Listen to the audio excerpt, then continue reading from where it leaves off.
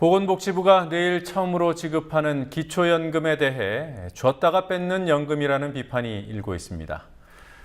그리고 3년 3개월 만에 경북 의성에서 구제역이 발생해 돼지 600마리가 살처분됐습니다. 오늘 하루 주요 뉴스들 정리해보는 시간입니다. 황준호 뉴스취재팀장과 함께 살펴보죠. 어서 오십시오. 안녕하십니까.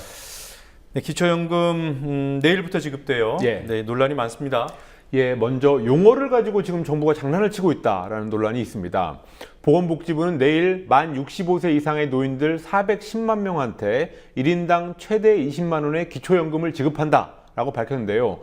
전액 지급을 받는 숫자가 382만 명으로 수급자의 93.1%에 해당한다. 그러니까 전액 지급을 상당히 많은 93.1%가 전액 지급을 받는다라고 주장했습니다. 그런데 여기서 전액 지급이라고 하면은 누구나 그냥 흔히 20만 원을 다 받는 사람처럼 들립니다. 그렇지만 부부가 같이 살게 되면 1인당 4만 원씩을 적게 타게 됩니다. 그러니까 1인당 16만 원을 받게 되는 거죠. 그런데 원래부터 그렇게 되기로 돼 있었지만 이것을 전액 지급이라고 부르고 전액 지급 수급자 수치에 포함해 놔가지고 마치 93% 이상이 20만 원을 받는 것처럼 그런 눈속임을 하고 있다는 지적이 나왔습니다. 네, 자 그것도 문제겠습니다만 줬다 뺏는 연금이라는 비판이 있지 않습니까? 이건 무슨 뜻이에요? 기초연금 수급자들이 내일 연금을 받아서 그동안 기존에 받아왔던 기초생활급여라는 것보다 만약에 그게 많아지게 되면 그 많아진 만큼을 빼고 준다라고 밝혀서 거센 비판이 나오고 있습니다.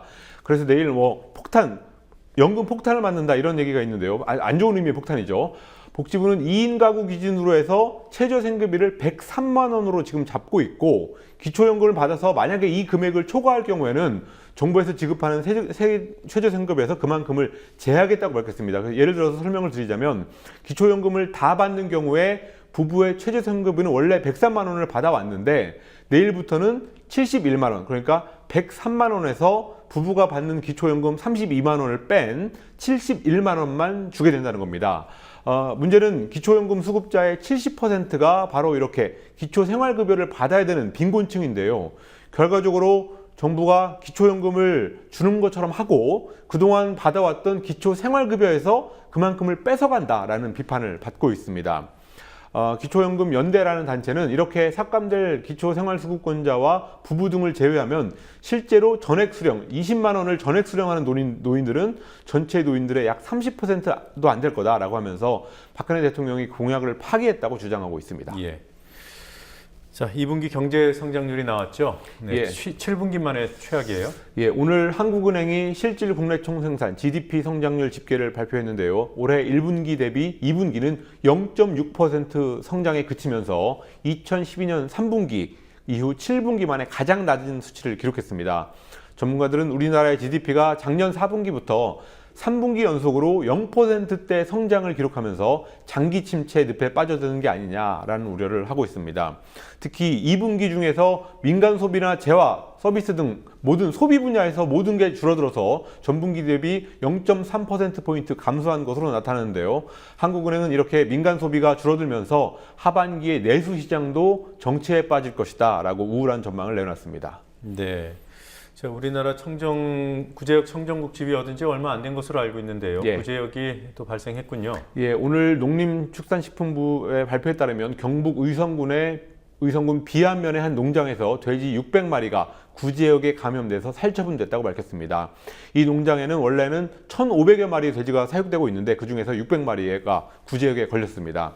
농림식품부는 구제역에 걸린 돼지들은 백신 접종에서 누락된 돼지들이라고 보고 더 정확한 원인을 파악하고 방역에 총력을 다하고 있다고 밝혔습니다. 이번 구제역 발생으로 우리나라는 2011년 구제역 발생 이후 3년 이상 발생하지 않아서 얻었던 구제역 청정국 지위를 불과 2개월 만에 상실하게 됐습니다. 네. 조전혁 전 의원, 경기 교육감에 도전했다가 낙선한 사람이죠. 전교조 조합원 명단 공개 관련해서 대법원 판결이 나왔습니까? 대법원이 조전혁 전 의원 그리고 동아닷컴이 전국 교직원 노동조합 전교조 조합원들의 명단을 무단 공개한 것은 불법이라는 확정 판결을 내렸습니다. 이 판결에 따라서 조전혁 전 의원은 3억 4천만 원을 그리고 동아닷컴은 2억 7천만 원을 전교조한테 배상하라고 판결했습니다.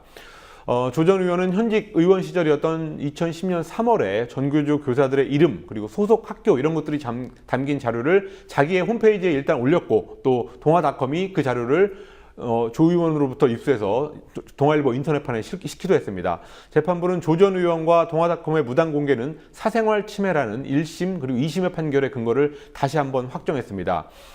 조전혁 전 의원을 고소한 2차 고소인들에 대한 판결도 8월 20일에 또 한 번 나기 때문에 그래서 결국 물어야 될 총 액수는 12억 9천만 원이 될 걸로 예상되고 있습니다. 네. 그리고 우리나라 국회의원들이 이스라엘 대사관에 그 가자지구 공습을 규탄하는 항의 사안을 전달했군요. 예, 오늘로써 이스라엘의 가자지구 공습이 17일째 이어지면서 팔레스타인 사망자가 775명 그리고 부상자는 4천여 명을 넘어섰습니다. 오늘 장하나 의원을 비롯해서 여러 명의 새정치민주연합 의원들이 이스라엘의 팔레스타인 공습을 규탄하는 성명을 발표하고 또 이것을 주한 이스라엘 대사관에 전달했습니다. 항의 서한을 통해서 이스라엘이 지금 팔레스타인에서 벌이고 있는 민간인 학살은 명백한 범죄 행위이고 국제인권법 위반이라고 공습을 당장 중단하라고 요구했습니다. 항의 서한을 전달하기 전에 장하나 의원은 민간인 학살이라는 참사 앞에서 아무런 역할과 논평을 하지도 않는 한국의 외교부를 비판하는 그런 기자회견도 했습니다. 네. 자, 뉴스 한 가지만 더 짚어보고 가겠습니다. 예. 오늘 판결 소식인데요. 그 공무원 노조 신문 기자가 구속되는 일이 있었죠. 예. 네, 오늘 판결이 있었죠. 예, 서울중앙지법에서 안현호 기자에 대한 판결이었습니다.